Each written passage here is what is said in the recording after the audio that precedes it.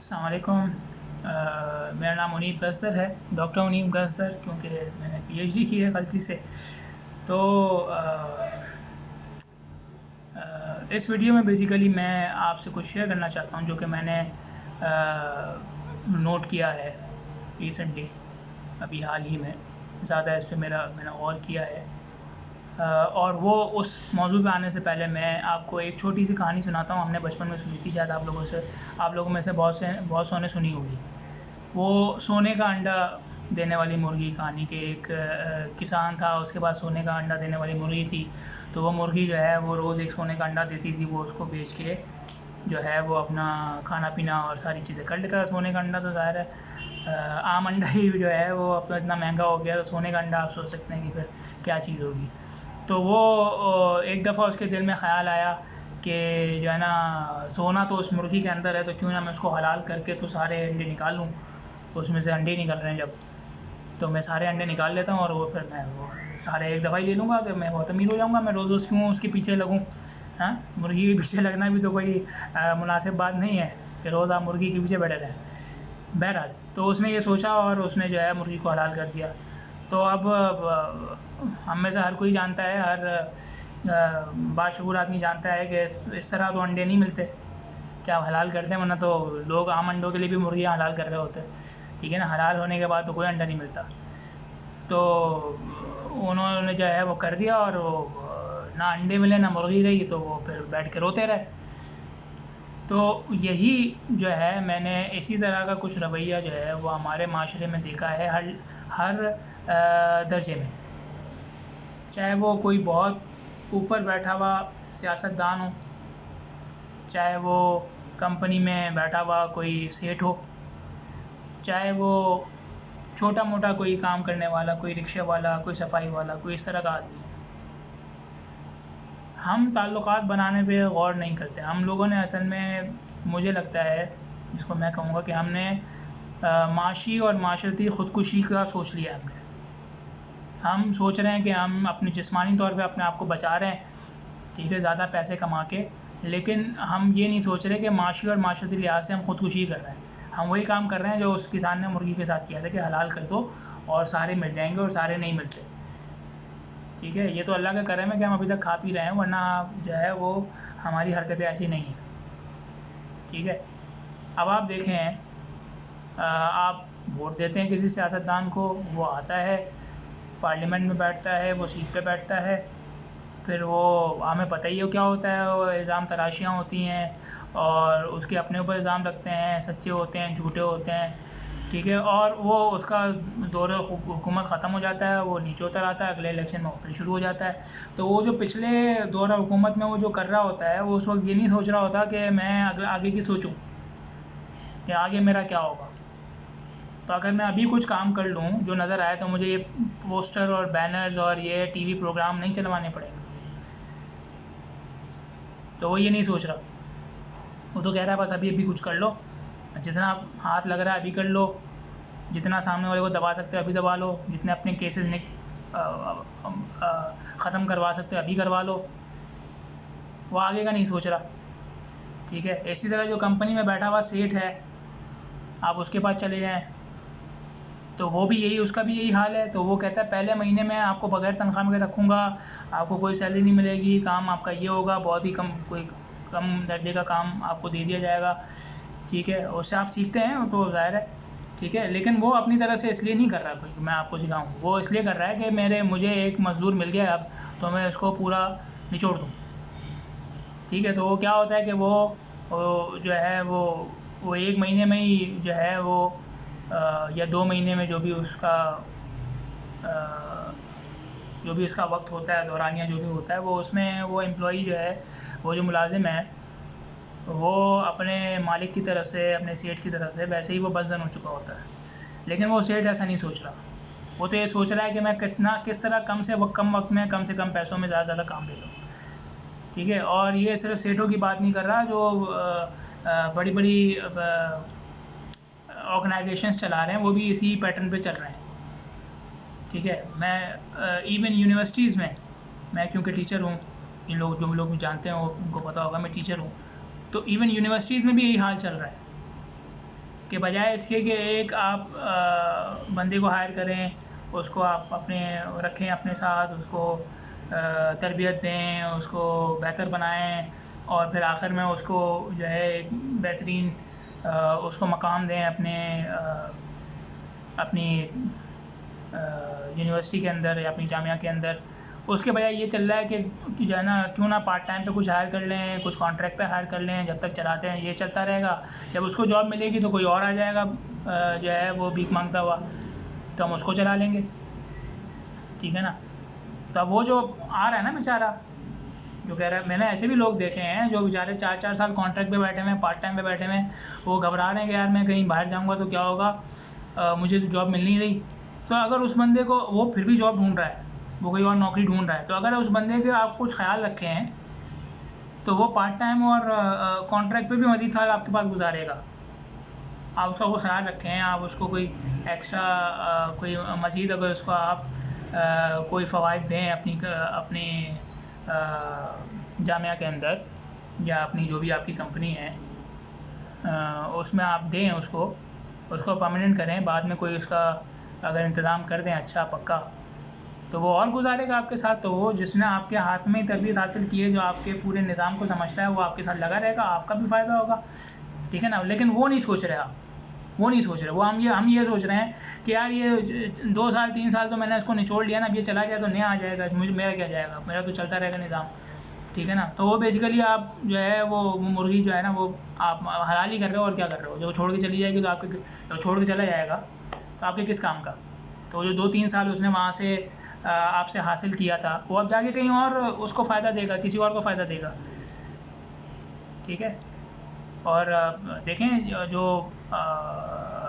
Europe में जो है ममालिक, या जो अमेरिकन है या कोई कनाडा है, तो ये इन्होंने अभी तक नेशनलिटी का सिस्टम क्यों रखा हुआ है अभी तक, कि भाई हमारे पास आओ, इतने साल गुजारो या इमिग्रेशन करा के आ जाओ, क्यों रखा हुआ है। पागल हैं वो लोग।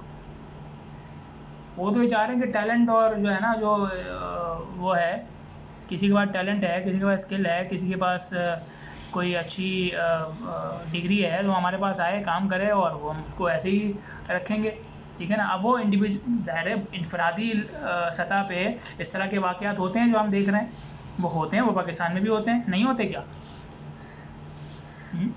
वहाँ तो वो अपना बताते हैं वजह कि ये हमारे मुल्क का नहीं है, हमारे मज़हब का नहीं है, हम तो अपने मज़हब वालों के साथ भी करते हैं, नहीं करते क्या। तो वो इनफरादी सतह पे तो होता है, लेकिन उन्होंने इज्तिमाई सतह पे इसको क्यों रखा हुआ है कि भाई हमारे पास आके वीज़ा ले लो, हमारी कौमियत ले लो, क्यों ले लो, और तुम्हारे पास एक मौजूद है, भाग के भी नहीं आ रहे तुम। वो ऐसे भी लोग हैं जो भाग के जाते हैं, भाई हमारे मुल्क में हमें ख़तरा है, हम तो नहीं जा सकते वहाँ पे। उनको देना समझ में आता है कि वो कह रहे हैं हम अपने मुल्क नहीं जा सकते। आप तो अपने मुल्क में ख़ुद जो है वो यूनिवर्सिटी में पढ़ा रहा है, कोई कंपनी का, अपनी कंपनी का बॉस है, उसको क्यों दे रहे हैं। वो पागल है, उनकी तो मजबूरी नहीं है जो आ रहे हैं, तो वो अपना सिस्टम क्यों ख़राब कर रहे हैं इनके पीछे। ऐसा क्या उनको मौत पड़ी हुई है उनको, तो वो आगे का सोच रहे हैं, ठीक है। तो छोटे लेवल पे आप देख लें, आप जाएँ कोई रिक्शा वाला, टैक्सी वाला पकड़ लें, तो सबको नहीं कह रहा मैं, अक्सर का यही होगा कि वो बहस करेंगे आपसे और ज़्यादा ही बताएंगे आपको, फिर वहाँ तक ज़्यादा में लेके जाएंगे, वहाँ पहुँचाने के बाद भी फिर भी पेट नहीं भरेगा। वो कहेंगे यार आपने तो ये बोला था, आपने वो आपने तो यहाँ लेके आ गया मैं, 10 मीटर आगे लेके आ गए आप, इसके तो ज़्यादा पैसे बनेंगे। जो मीटर पे चल रहे हैं, जो मैप से आपको लेके जा रहा है, वो भी यही कह रहा है कि नहीं नहीं, ये जो आप हमें कहाँ ले गए, ये तो आपने ये लिखा था, आप मीटर तो ऑन है, वो खड़ा हुआ तब भी मीटर ऑन है, और उसको चलाते हुए भी तकलीफ़ हो रही है कि भाई मैं जब चला के लेके जाऊँगा उसको, मैं 10 मीटर 20 मीटर मैं आगे चला के ले गया, तो ये तो बहुत बड़ा नुकसान कर दिया मैंने, ठीक है ना। वो बहस करेगा, लड़ेगा आपके साथ। अब वो ये नहीं सोच रहा कि भाई ये मैं एक कस्टमर को या क्लाइंट को नाराज़ कर रहा हूँ, ये हो सकता है कि बाद में मेरी टैक्सी पे ना बैठे या मेरी सर्विस इस्तेमाल ना करे, और ऐसा हुआ है, मैंने खुद किया, ठीक है ना। मेरा वास्ता तो भाई, मैं छोटा मोटा आदमी हूँ, मेरे वास्ता छोटे मोटे आदमियों से ही पड़ता है, रिक्शा वाले, दर्जी, ये वो, इनसे वास्ता पड़ता है, मैं उन सबको छोड़ देता हूँ। मुझसे वो ज़ाहिर है कुछ लोग होते हैं लड़ झगड़ के, वो हर दफ़ा लड़ झगड़ के करते हैं, करवा लेते हैं अपना काम, मुझसे नहीं होता, ठीक है ना। और मैंने लड़ने झगड़ने वालों को भी देखा कि एक वक्त आता है वो कहते हैं कि यार अब इतना टाइम नहीं है, ये कहीं और से करवा लो, ठीक है ना। तो कहीं ना कहीं आपका नुकसान तो हो रहा है, आप नहीं समझ रहे उसको, ठीक है ना। लड़ झगड़ के आप अपना टाइम ज़ाया करके, वो जो रोज़ लड़ने झगड़ने आ रहा है ना, वो भी आपको नुकसान ही कर रहा है। आप ये मत समझो कि वो पक्का गाहक हो गया मेरा, वो आता है लड़ता झगड़ता है लेकिन मेरे साथ ही वो करता है। वो जितना आपका टाइम ज़ाया कर रहा है, जितनी आपकी तवानाई ज़ाया कर रहा है ना, उसमें आप 2 और कस्टमर निपटा दोगे, 2 और गाहक को आप जो है ना अपनी चीज़ बेच दोगे। आपको लग रहा है कि आपका फ़ायदा हो रहा है, आपका फ़ायदा नहीं हो रहा, ठीक है। तो मैं इसीलिए कह रहा हूँ कि माशी और माशरती तौर पर हम खुदकुशी कर रहे हैं। खुदकुशी है ना, खुदकुशी क्या होती है, क्या आगे का आप जिस्मानी खुदकुशी क्या होती है कि अपनी आगे की ज़िंदगी को ख़त्म कर देना। तो आप भी अपनी माशी और माशरती ज़िंदगी को ख़त्म कर रहे हो इस तरह कि मैं जिससे मिलूँ उससे पूरा उसको निचोड़ के जितना फ़ायदा उठा सकता हूँ उठाऊँ, ताकि वो आगे बेशक मुझसे ज़िंदगी भर बात ना करे। तो ये खुदकुशी है, तो और क्या है, खुदकुशी नहीं तो और क्या है। रिश्तेदारों में ही हो रहा है, आपके रिश्तेदार हैं, आप उन पर भरोसा करते हैं, अगले दिन कोई चीज़ गायब हो जाती है, अगले दिन कोई वो इस तरह की कोई हरकत कर लेता है, ठीक है ना। या मैंने की होगी कोई इस तरह की हरकत, क्योंकि मुझे उस वक्त अपना कोई फ़ायदा नज़र आया होगा। अब मैं आगे यही सोच रहा कि अगर उसको पता चल गया तो वो आगे फिर मुझसे बात नहीं करेगा, रिश्तेदारी तोड़ देगा, ताल्लुक़ तोड़ देगा। मैं कहता हूँ मेरी वजह से ऐसे ही ना, मुझे कौन सा वो खिला रहा है पिला रहा है। तो अल्लाह ने दायरा रिश्ते बनाए हैं तो किसी मकसद के लिए बनाए हैं। दुनिया अल्लाह को इंसान को अल्लाह ने सारे ताल्लुकात के साथ पैदा किया, ठीक है। माशी भी ताल्लुकात हैं, माशरती भी ताल्लुकात हैं। ये सारे ताल्लुकात को आपने उसी तरह बना के रखना है जिस तरह अल्लाह ताला ने बताया है, ठीक है ना। सिला रहमी का इसीलिए कहा गया और क़ता रहमी से इसीलिए मना किया गया है कि ये ताल्लुकात को आपने इसी तरह बना के रखना है। आपको ज़रूरत पड़ेगी, आपको नहीं पता लेकिन ज़रूरत पड़ेगी, और नहीं भी पड़ी तो चलो बाद में तो हिसाब तो देना है ना, हिसाब तो देना है। तो चलें फिर कम से कम इसी को दिमाग में रख लें भाई, ठीक है ना। और सिला रहमी क़ता रहमी तो ये तो चलो आपका माशरती नज़रिया हो गया, या आपका माशरती जो है वो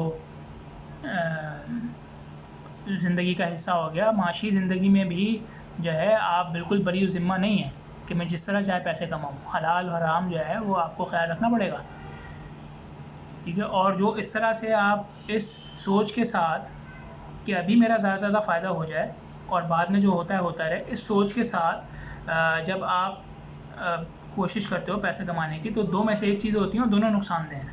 या तो आप हराम में लग जाते हो, ठीक है, या आप हराम कमा रहे होते हो कि मैं बस कुछ कर लूँ जिससे ज़्यादा पैसा है, तो वो हराम होगा। कोई ऐसा काम आप करोगे जो हराम होगा। हराम का मतलब ये नहीं है कि मैं चर्च बेचूँ, हराम ये भी होता है कि मैं नाजायज़ किसी को बोलूँ, किसी की मजबूरी से फ़ायदा उठाना भी हराम ही होता है, ठीक है।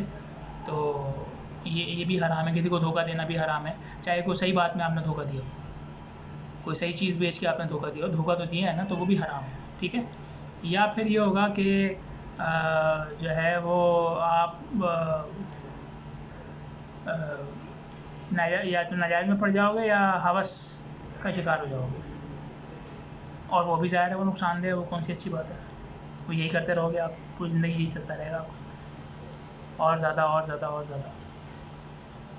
तो दोनों चीज़ों से बचना है, हराम से भी बचना है, और ये जो हवस है जो इंसान को पागल कर देती है, इससे भी बचना है, ठीक है ना। हवस की वजह से फिर ज़हनी तनाव होता है, फिर जलन होती है, हसद होता है, ये सब इसमें आता है, सब इसी वजह से तो होता है। मुझे ज़्यादा चाहिए तो किसी के पास ज़्यादा होगा तो मुझे बुरा लगेगा ना, फिर मैं उसके ख़िलाफ़ भी करूँगा, तो मैं सब कुछ करूँगा फिर, तो ये इसी वजह से होता है। तो दोनों से बचना है, ठीक है। तो बात को समेटते हुए कि हमारी कोशिश ये होनी चाहिए कि चीज़ों को करते हुए आगे का सोचा जाए, ठीक है। दुनिया में भी आगे का सोचें, और फिर आखिरत तो है ही, जैसे मैंने कहा कि और कुछ भी नहीं नज़र आ रहा कि यार अब तो इससे मुझे कोई फ़ायदा नहीं होना, ये पता नहीं कहाँ चला जाएगा, या ये अब खुदा न खास्ता मरने वाला है। तो ऐसा भी लगता है आपको, या आपकी ज़िंदगी ख़त्म होने वाली है ऐसा भी लगता है आपको, तो भी ये सोचें कि भाई मरने के बाद तो हिसाब देना है, उसके लिए करें। तो आगे का सोचें, आगे का सोचें, ये फिर खुदकुशी कहलाएगी आपकी अगर नहीं सोचेंगे तो। ठीक है। तो ख़ुदकुशी सिर्फ ये नहीं होती कि मैं कोई नींद की दवाई खा के और मर जाऊँ, अपना किस्सा ख़त्म कर लूँ, सिर्फ ये ख़ुदकुशी नहीं होती। ख़ुदकुशी बहुत तरीके से हो सकती है, ठीक है। एक दुनिया की ख़ुदकुशी भी होती है, आखिरत की भी होती है। नमाज़ पढ़ने में कोई फ़ायदा नज़र नहीं आता, ज़कात देने में कोई फ़ायदा नज़र नहीं आता, लेकिन जब आप नहीं करेंगे तो आप अपनी ज़िंदगी जी के चले जाएंगे और फिर वहाँ आखिर में वो क्या होगा, वो मौत से ही बदतर होगा, ठीक है ना। सूरह आला में अल्लाह ताला ने फरमाया कि वो वहाँ जो मौत, वहाँ जो आपको मिलेगा अज़ाब, वो उसमें जो है वो मौत नहीं होगी, ठीक है।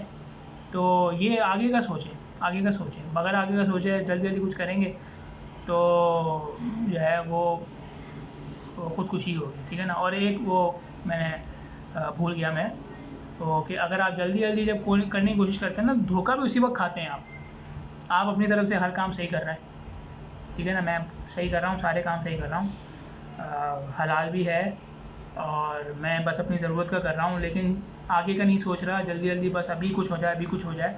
तो उसमें क्या होगा कि वो फिर आप धोखा भी इसीलिए खाते हैं ना। वो फ़ोन करते हैं, क्या बोलते हैं आपको, अभी फ़ोन पे अभी हम 1 लाख रुपये ट्रांसफ़र कर देंगे, ऐसे ही धोखा खाते हैं लोग। मुझे याद है मैं छोटा था तो वो आते थे गलियों में, वो वाउचर लेके, वो खुद बाइक पे आ रहे होते थे और वो कहते थे भाई इतने पैसे, 1000 रुपये दो, वाउचर ले लो, ये घर की कुरानदादी होगी, घर लाखों का घर मिलेगा आपको।